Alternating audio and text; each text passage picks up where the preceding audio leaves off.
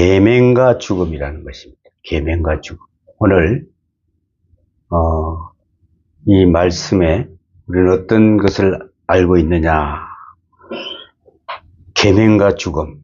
오늘 본문 끝부분에 보면은 생명에 이르게 할 그 계명이 내게 도리어 사망에 이르게 하는 것이 되었다고 말씀합니다. 율법이 나를 죽이는 것입니다. 계명이 나를 살리는 것이어야 하는데 그게 원리적인 것인데 오히려 나를 죽였다 하는 말씀입니다. 이 말씀은 대단히 실질적인 것입니다. 깊이 생각해 보면은 우리의 인간의 실존에 있는 것이고 또 구체적인 것입니다. 어떤 분은 이 말씀을 교육학적으로 혹은 윤리학적으로 원용해서 자기 이론을 전개하기도 합니다. 어쩌면은 여러분이 가정에서 가정교육을 할 때에도 이 말씀의 원리를 잘 이해하면은 크게 도움이 될 줄 믿습니다. 심지어 여러분 자신의 심령을 스스로 다스려 나감에 있어서도 영적 성장을 위해서도 이 말씀은 귀한 생명의 원리로 바로 이해하고 실생활에 적용할 수 있으면 크게 도움이 되고 은혜가 될 줄로 압니다. 특별히 오늘 본문에 보면 먼저 살피고 나가야 할 것은 율법이라고 하는 단어의 개념입니다. 율법.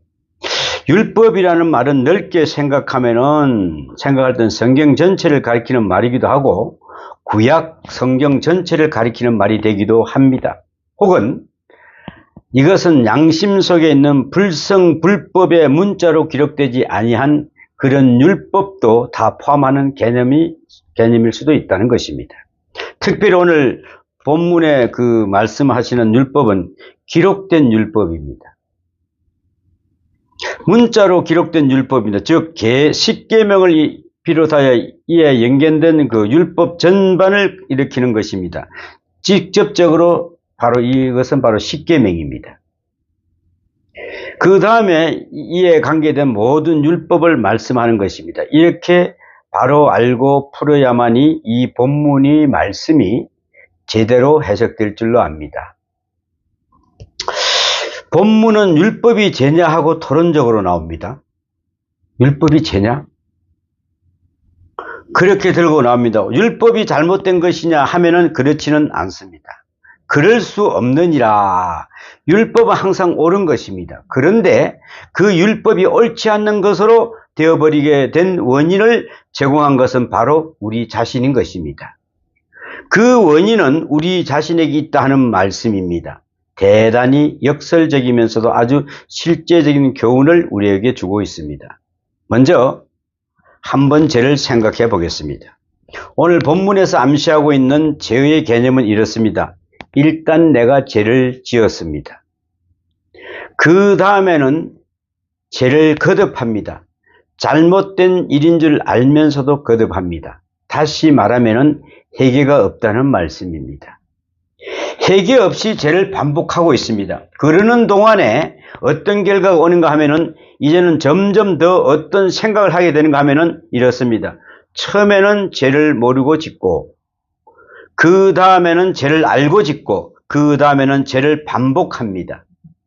스스로 죄인됨을 알게 될 때에 이제는 죄에서 떠날 생각을 하지 않고 오히려 죄를 정당화하려고 하는 것입니다. 그래서 율법을 향하여 도전하는 마음을 가집니다. 죄인이면서도 이것은 죄가 아니라고 변명을 하려고 합니다. 그래서 이것은 불가피했다. 내가 불가피해서 내가 했지 이걸 꼭 내가 하고 싶어서 한 건 아니다.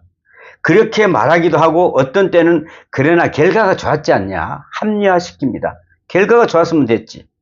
결과를 가지고 정당화합니다. 좀 더 무서운 것은 율법을 향하여 도전하는 것입니다. 법이 잘못됐다.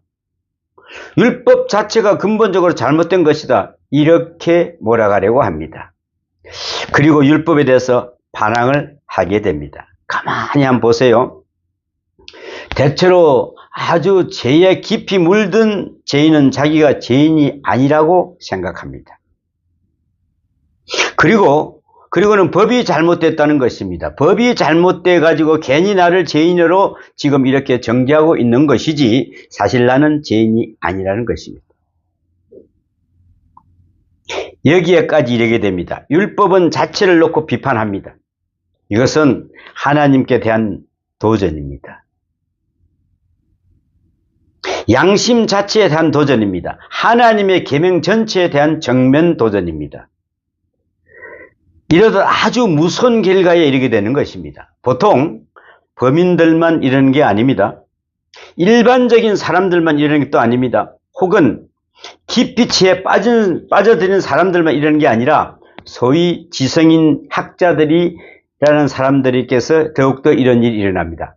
아주 교모하게 하나님을 도전하고 한다는 것입니다. 역사적으로 아주 중요한 인물 한 사람을 들어서 이를 설명하고자 하면은 독일에 포이에르 바라는 철학자가 있었습니다. 포이에르 바흐라. 이 철학자는 그는 책을 이렇게 아주 멋지게 썼습니다. 기독교의 본질이라고 하는 책을 썼습니다. 기독교의 본질. 아주 그 책을 보면은 그 책 그 표지만 보고도 사람이 살 수 있도록 만들었습니다. 책 제목은 정말 근사한데 본질을 말하고 있지는 않습니다. 흔히들 이 책이 칼 마르크스가 공산주의를 정립하는 데 지대한 영향을 주었다고 말합니다. 그의 말 중에 이런 말이 있습니다. 무슨 말일까요?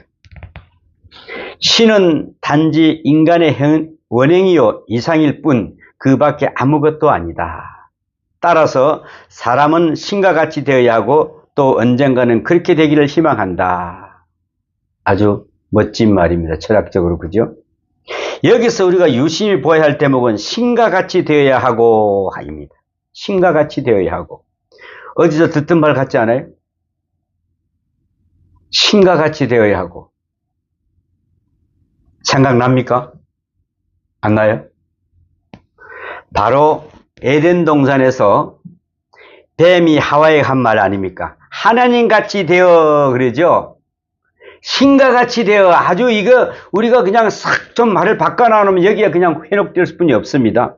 창세기 3장 5절에 보면 나오는 말씀 아닙니까? 신과 같이 되어야 하며 이렇게 되기를 희망한다. 희망하는 그 이상 앞에 있는 그 추상적인 목표, 바로 그게 신이다. 이것이 바로 철학자의 말입니다. 여기서 영향받은 칼 마르크스는 한술 더 떠서 이렇게 말합니다. 신은 인간이다. 그리고 대놓고 호전적인 선언을 합니다. 그래서 인간은 신으로부터 자유해야 한다. 포에르 르바흐는 이런 소리를 또 했습니다. 교황청에서 교황을 몰아내기 전에 하나님의 보좌로부터 하나님을 몰아내라. 그래야 인간이 자유할 수 있다. 어떻습니까? 엄청난 소리를 합니다. 이 소리에 많은 지성인들이 따라갑니다. 초인간을 논하니까, 초인간을 하나님의 보좌가 내려오게끔 하는데 얼마나 인간적입니까? 그죠? 마르크스는 이것을 그 정치 철학 속에 구체적으로 실현하게 됩니다. 하나님으로부터 자유한 인간, 하나님이 없는 인간을 만들어 보겠다며 소위 혁명을 목청껏 외쳐보았습니다. 하나님을 내려보내겠다고. 그러나 그 결과가 어떻게 됐는지 우리는 너무도 밝게 보는 바가 있습니다. 자, 1956년에 헝가리가 자유화될 때 그곳 지도자들을 보고 이렇게 물어보았답니다. 어떻게 되어서 이 공산주의가 무너졌습니까? 그렇게 당당하던 공산주의가 왜 무너졌습니까? 그랬더니 뭐라고 했을까요? 하나님을 부인했더니 인간이 없어지고, 인간성이 없어지고 나니까 창의력도 없어지고, 지식도 없어지고, 도덕도 없어지고, 마지막에는 경제력도 없어졌습니다. 이래서 이렇게 비참하게 되었습니다라고 말했다는 것입니다. 여러분, 얼핏 생각하면은 하나님이 없는 것 같지요? 잘 볼 수도 없는데 있다고 해도 없다고 해도 되고 그럴 것 같지 않아요?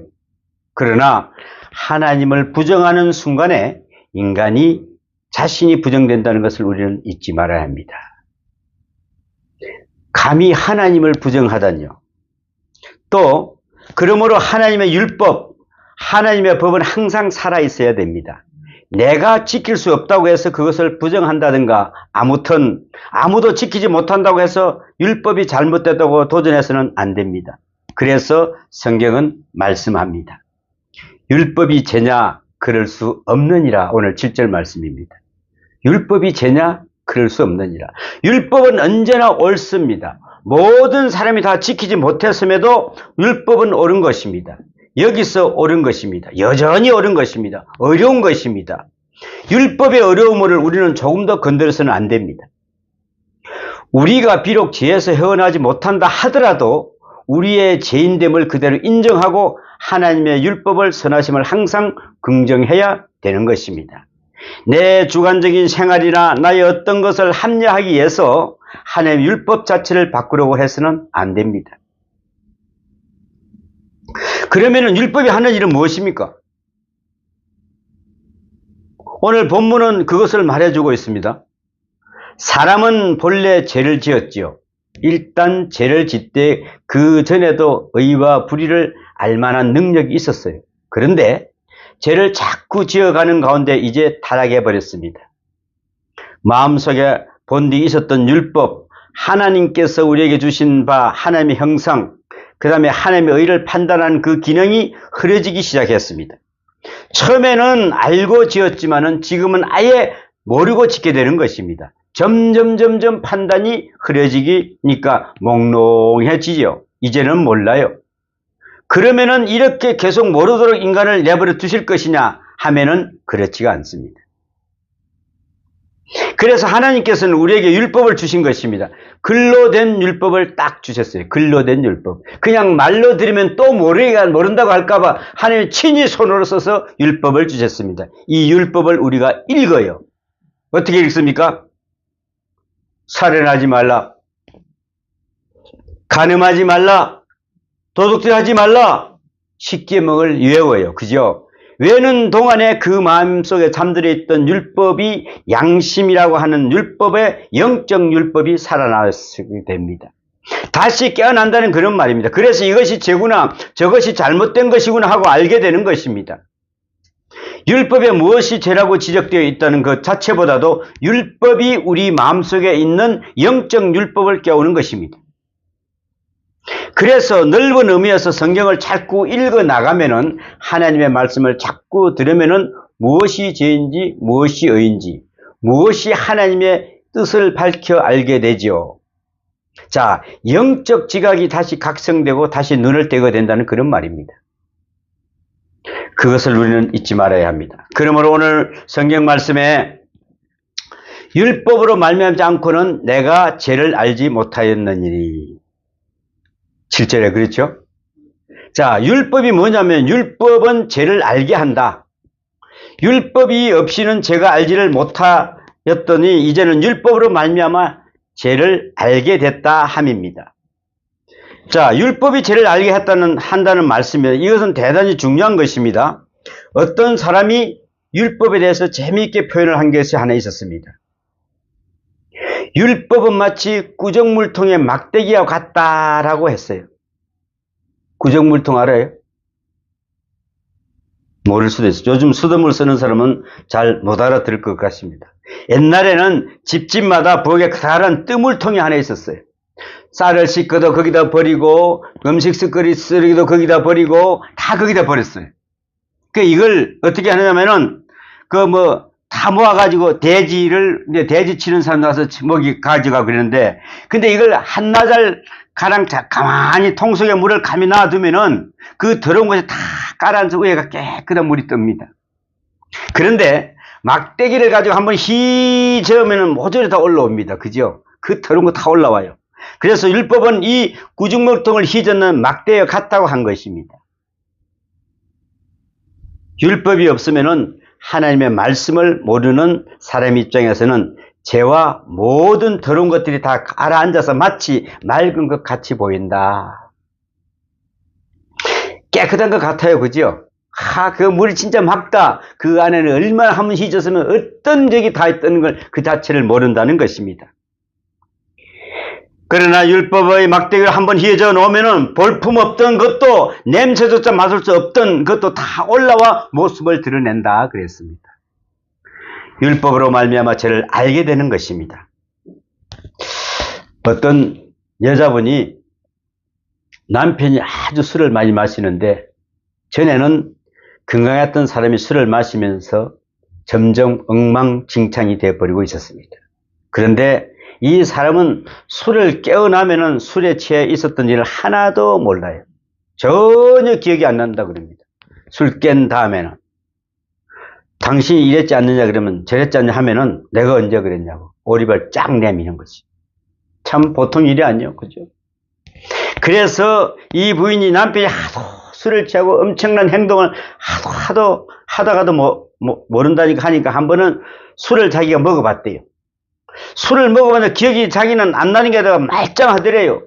그래 봤더니 다 생각나더랍니다. 자기는. 그래서 나는 술을 먹어도 정신이 말짱한데 왜 당신은 그러냐 하고 남편에게 따졌죠. 그런데 의사의 이야기는 그렇지 않더랍니다.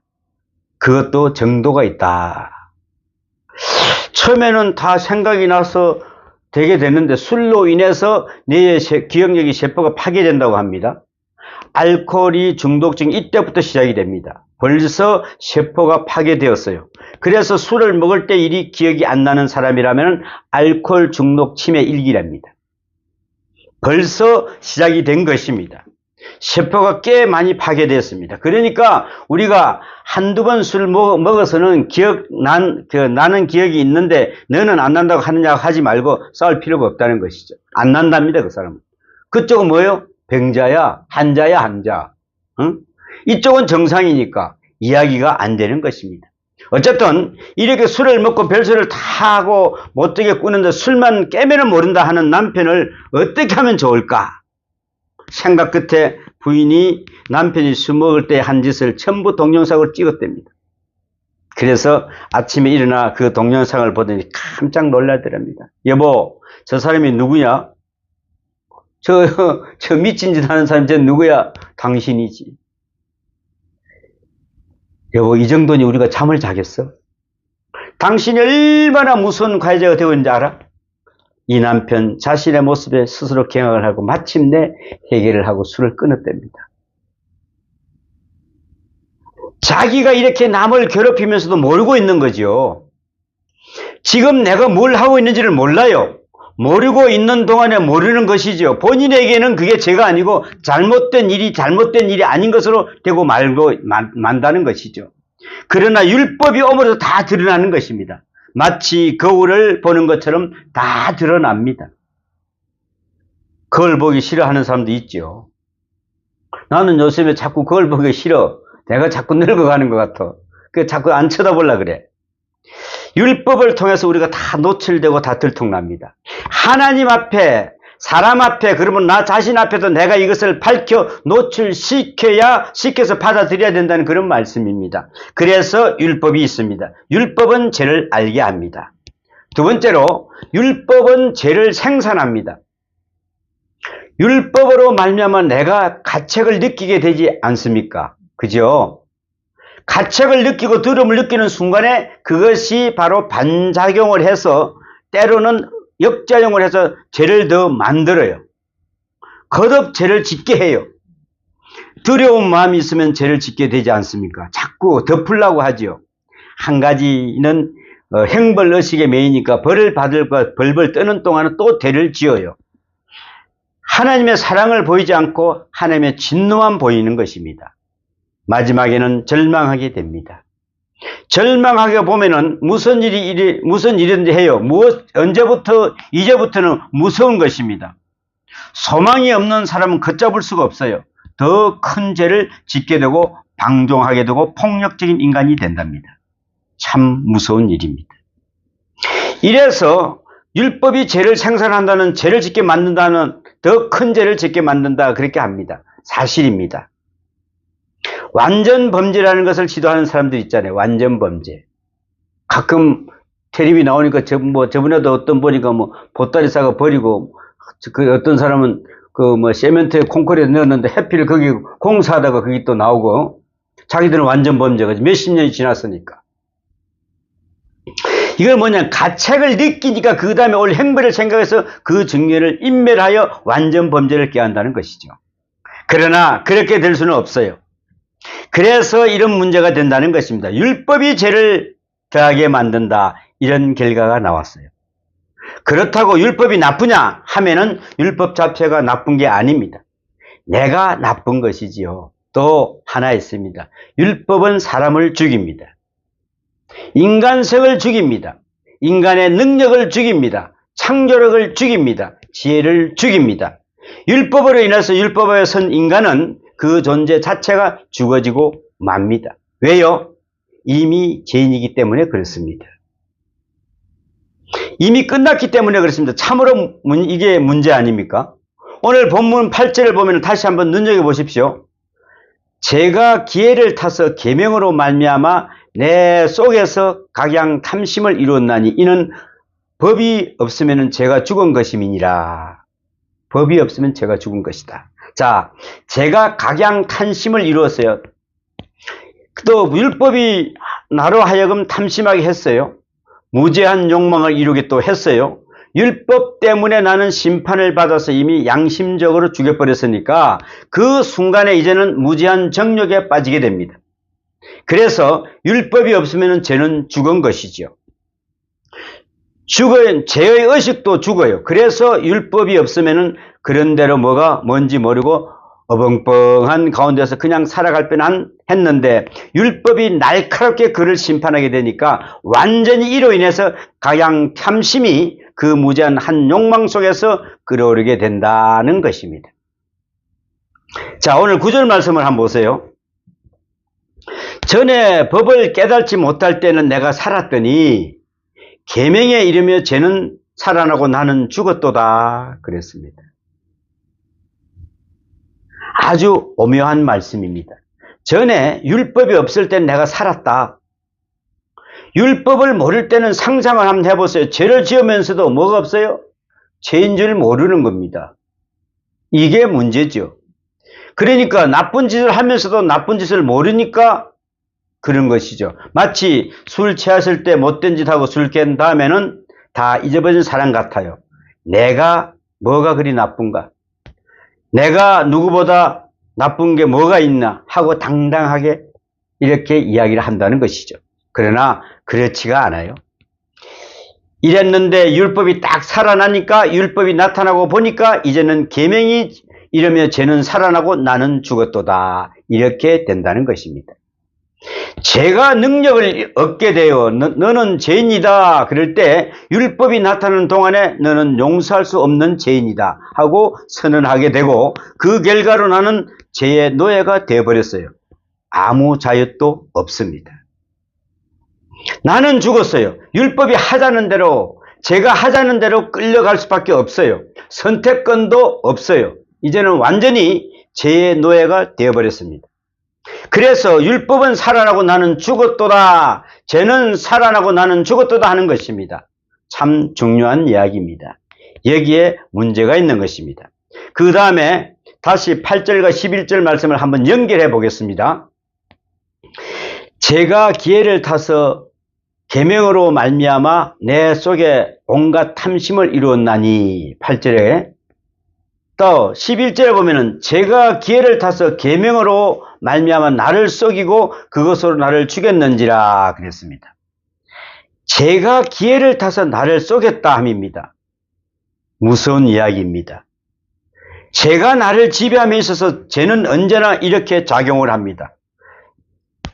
율법을 경시하게 만듭니다. 하나님을 안 계신다고 말하게 합니다. 그렇게 믿게 합니다. 율법도 없다, 심판도 없다 하고 행벌도 축소시킵니다. 그리고 죄를 짓도록 만든다는 것이죠. 그래서 걱정할 것도 없다. 하나님도 안 계시고 율법도 없고 심판도 없으니까 안심하고 죄를 지어라 이렇게요. 일단 죄를 짓게 한 다음에는 이제 율법을 내겁니다. 너는 이제 망했다. 이렇게 작용을 시작합니다. 그래서 제가 기회를 타서 나를 속였다고 성경은 말합니다. 이걸 나를 홀렸다고도 번역할 수도 있습니다. 나를 홀린 거죠, 그냥. 특별히 중요한 것은 어떤 것으로 나를 속이는가 하면은 하나님의 사랑은 없다. 어저께인가 극동방송을 내가 듣는데, 극동방송에서 아마 70주년 기념을 해가지고 헌금을 받게 하는데, 어떤 사람이 이런 헌금을 드렸어요. 우리 아이를 스토커한 그 사람을 용서하는 뜻에서 헌금을 낸다. 감옥에 가 있답니다. 야, 그 사람의 그 문자를 읽으면서 아나운서들이 말 흐느끼더라고요. 야, 요즘에도 이런 사람이 있구나. 자기의 아이를 그렇게까지 저기 했던 사람을, 그 사람을 용서를 빌기 위해서 헌금을 100만을 해서 이걸 한다는 게, 여러분, 그 쉬운 일일까요? 근데 거기서 뭐라고 하면 사랑의 원자탄, 누구죠? 손양은 목사님. 그 이야기를 하면서, 야, 자기 딸인가 아들인가는 모르겠는데 아마 좀 상당히 많이 저기 하는 것 같아요. 하나님의 사랑.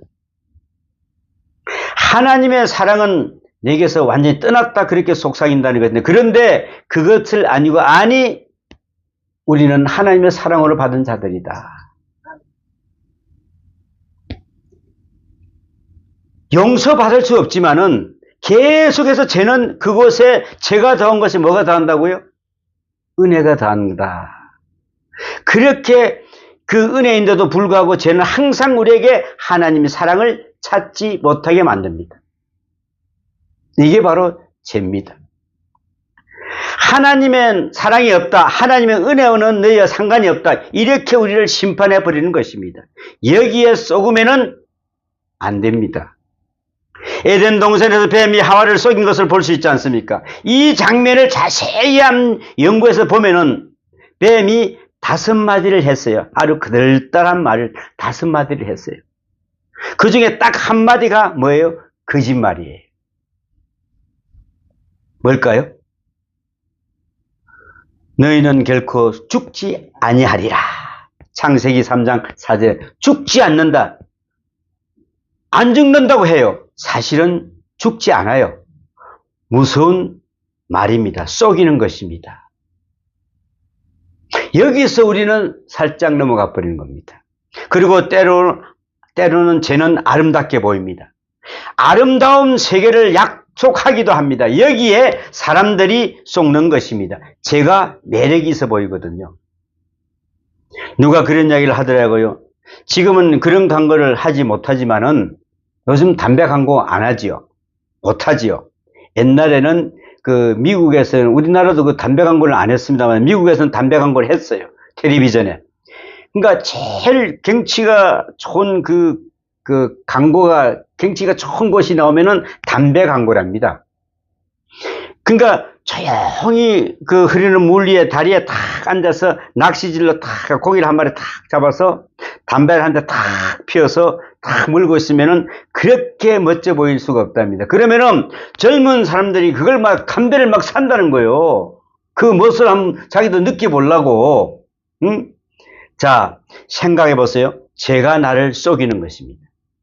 여기서 속아서는 안 된다는 것입니다. 오히려 우리는 율법 앞에 자기 모습을 분명히 해야 됩니다. 그러므로 다시 한번 생각해야 됩니다. 10절에 보면은 생명에 이르게 할 그 계명이 내게 대하여 도리어 사망에 이르게 하는 것이 되었도다. 생명에 이르게 하는 그것이 사망에 이르게 했다 그랬지 않습니까? 여러분, 우리는 여기서 깜빡 속아요. 율법이 나를 죽여요. 그러나 율법은 선해요. 다시 한번 생각해야 합니다. 그렇게 된 이유는 나 자신에게 있습니다. 그러나 은혜 안에 있는 사람은 이 율법의 심판으로부터 자유합니다. 여러분, 은혜 안에 있습니까? 율법이 너는 죄인이라고 말할 때 마틴 루터와 같이 우리는 대답합니다. 그럼에도 불구하고 주님께서 나를 위하여 십자가에 돌아가셨다. 이것이 바로 은혜입니다. 율법으로부터 벗어남은 은혜의 질서 속에서, 은혜의 법 속에서, 성령의 법 안에서 들어가서 구원의 은혜를 맛보게 되고 찬양하게 되는 것입니다. 좀 더 나아가 생각할 것은 이 율법의 심판으로 인해서 우리는 더 그리스도께 가까이 가야 된다는 것입니다. 율법이 나를 죽이니까 이제는 그리스도가 나를 살리고 은혜가 나를 살리는 바로 이 생명의 길로 나가야 된다는 것입니다. 이러듯 철저한 죽음이 있고 나서야 철저한 생명이 보장되는 것입니다. 오늘도 여러분 그런 은혜가 함께 하시기를 축원합니다. 기도합니다. 사랑의 하나님, 오늘 마틴 루트의 말처럼 그럼에도 불구하고 주님께서 나를 위하여 십자가에 돌아가셨다는 이 말씀으로 모든 율법으로부터 벗어남으로써 은혜의 질서 속에서, 은혜의 법 속에서, 성령의 법 안에서 들어가서 구원의 은혜를 맛보게 되고 찬양하게 되는 그런 삶이 되게 도와주시고 인도하여 주시옵소서. 오늘도 이 말씀 속에서 우리가 승리하기를 원합니다. 세상에서도 우리가 승리하기를 원합니다. 그러나 그 율법의 속임에 또 그 인간에 있는 그 속임수에 넘어가지 않도록 오직 주님 은혜 가운데서 살기를 애쓰는 우리 모든 성도들에게 하나님 은혜와 성령의 충만을 더입어 주시옵소서. 이 모든 말씀 우리 주 예수님 이름으로 기도하옵나이다. 아멘.